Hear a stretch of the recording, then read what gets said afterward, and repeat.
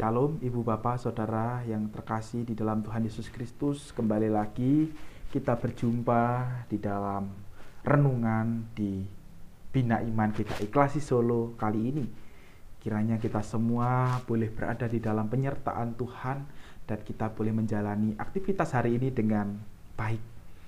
Mari kita memulai hari ini dengan melihat renungan atau firman Tuhan yang akan saya ambil dari Pengkhotbah 5 ayat 1 sampai yang ke-6.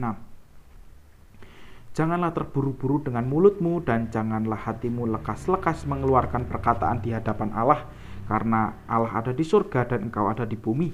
Oleh sebab itu biarlah perkataanmu sedikit, karena sebagaimana mimpi disebabkan oleh banyak kesibukan, demikian pula percakapan bodoh disebabkan oleh banyak perkataan.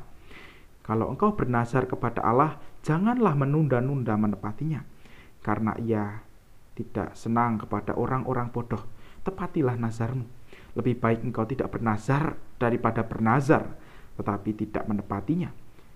Janganlah mulutmu membawa engkau ke dalam dosa, dan janganlah berkata di hadapan utusan Allah bahwa engkau hilaf. Apakah perlu Allah menjadi murka atas ucapan-ucapanmu dan merusakkan pekerjaan tanganmu? Karena sebagaimana mimpimu banyak, demikian juga perkataan sia-sia banyak. Tetapi takutlah akan Allah. Ibu bapak, saudara yang terkasih di dalam Tuhan Yesus Kristus, Alkisah di sebuah kerajaan, ada seorang koki yang sangat terkenal. Dia mampu membuat makanan-makanan yang sangat enak begitu. Hingga suatu hari raja ini memanggil koki tersebut untuk memintainya sebuah masakan yang sangat spesial, yaitu makanan yang paling enak sedunia. Akhirnya sang koki datang kepada raja itu membawakan masakan lidah. Sang raja heran, wah kenapa masakan lidah? Kan saya sebagai raja request atau minta makanan yang paling enak sedunia. Akhirnya sang koki itu memberikan alasan. Ya tuanku, masakan lidah ini adalah makanan yang paling enak sedunia. Karena melalui lidah kita bisa mengatakan kata-kata pujian, kita bisa mengeluarkan kata-kata sanjungan, kata-kata yang indah dan merdu dan juga menghibur. Jadi bukankah lidah adalah makanan yang paling enak sedunia?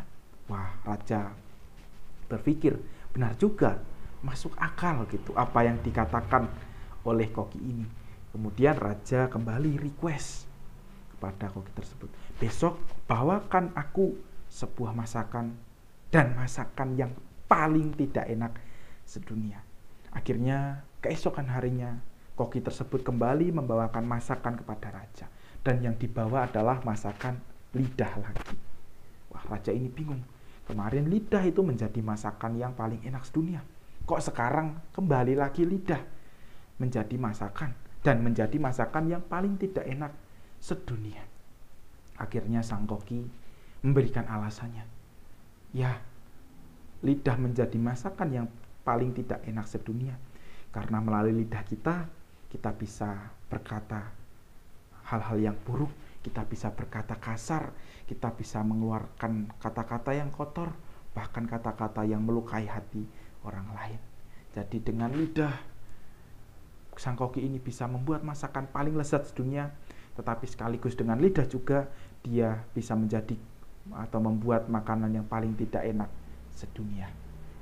Ibu bapak, saudara yang dikasihi Tuhan dan mengasihi Tuhan, dari kisah ini kita dapat melihat bahwa lidah memiliki fungsi dan peran yang luar biasa hebat di dalam hidup kita.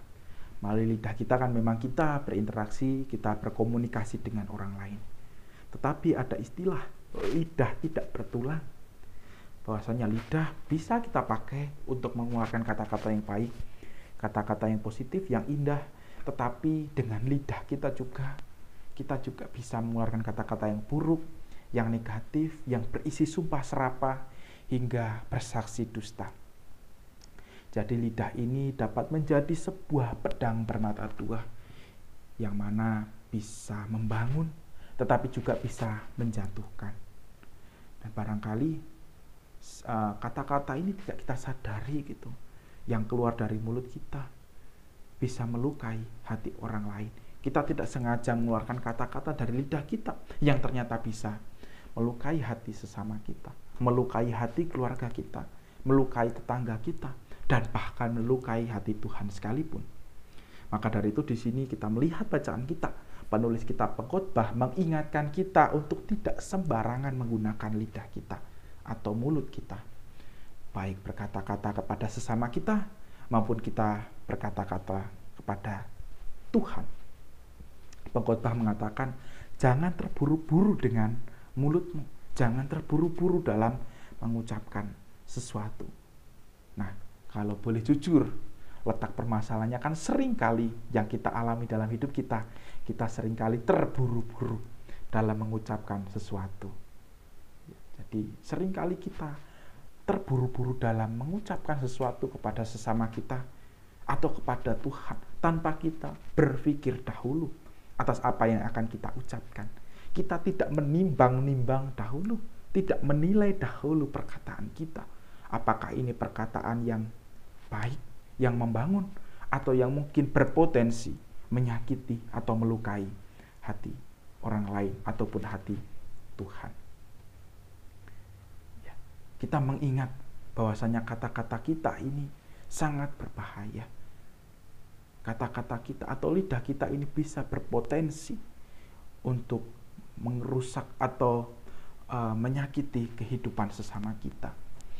Dan perkataan kita ini ibaratnya seperti sebuah paku yang menancap di pohon. Ketika paku itu dicabut, maka masih ada luka dari paku yang tertinggal di pohon itu. Begitupun dengan perkataan kita.